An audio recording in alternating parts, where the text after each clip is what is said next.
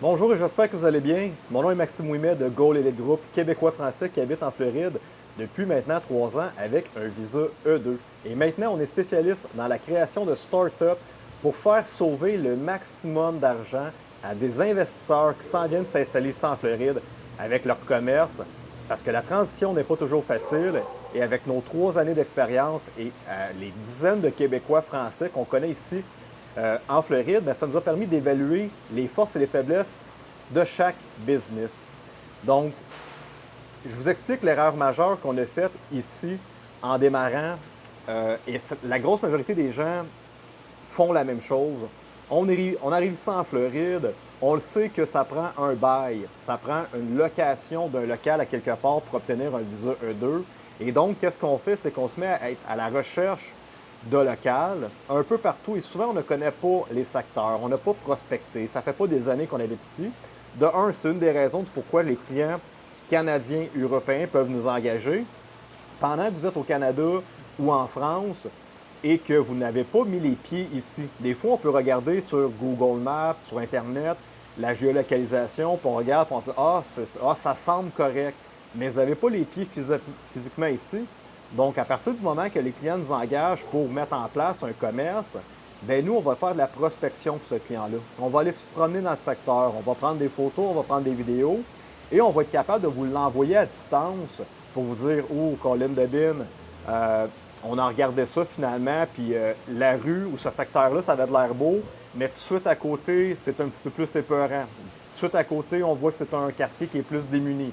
Donc, on va pouvoir vous donner nos conseils à savoir si c'est bon d'installer votre commerce-là et de sélectionner le meilleur endroit pour vous de vous installer pour que votre commerce ait le plus de chances de succès. J'ai commencé l'introduction en vous disant ma propre erreur, c'est vous le savez, en tant que Québécois, quand on est arrivé ici, on a 6 mois pour être sur le territoire américain, pour mettre en place notre projet. Les Français et Européens ont seulement 3 mois. Donc, imaginez à partir du moment que vous arrivez ici, vous devez trouver un local, vous devez faire une entente avec un landlord, un propriétaire, vous devez signer votre bail, vous devez donner des dépôts de garantie, vous devez commencer à tomber dans votre processus de construction, permis, licence et toutes ces choses-là. À quel point votre temps file extrêmement rapide. Et là, je vais vous dire exactement qu'est-ce qui est très important à comprendre. Ici, en Floride, tout est 2 à 3 fois plus long que ce que vous avez imaginé. C'est pas parce que vous avez pogné des mauvaises personnes de la construction ou que c'est plus lent à la ville. C'est comme ça que ça fonctionne. Donc, si vous arrivez ici, puis là, ça fait déjà 3, 4, 5 mois que vous êtes en processus d'instauration de votre commerce et que vous vous rendez compte que vous allez manquer de temps, bien, ça devient extrêmement stressant. Vous commencez à faire de l'anxiété et ça se peut que vous ne réussissez pas à mettre votre projet en place. Donc, comprenez-vous l'importance d'engager des consultants qui sont sur place, qui vont aller prospecter sur place avant, qui vont commencer à négocier avec un landlord les conditions du bail et qu'on va pouvoir gérer votre construction, la mise en place de votre commerce à distance.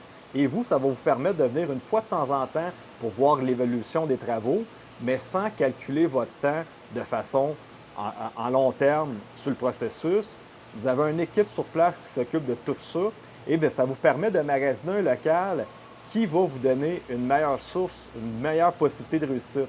Dans mon cas à moi, on a été très, très, très poussé dans le temps. On était en train de manquer de temps et on a signé un local dans une bâtisse finalement un peu cachée, au 2e étage. Ce n'est pas un secteur qui est commercial, ce n'est pas un secteur qui a beaucoup de visibilité. Et présentement, depuis 2 ans, ça fait en sorte que c'est beaucoup plus difficile pour nous d'acquérir la clientèle. Les clients dans le secteur qu'on est ne sont pas financièrement extrêmement à l'aise et ça a une méchante impact sur notre business. Donc, l'importance, mes amis, de choisir un secteur qui est parfait. Il n'y a rien qui presse quand vous engagez une compagnie comme nous. On va vous trouver le meilleur local dans le meilleur secteur pour vous donner le plus de chances de succès pour votre visa E2.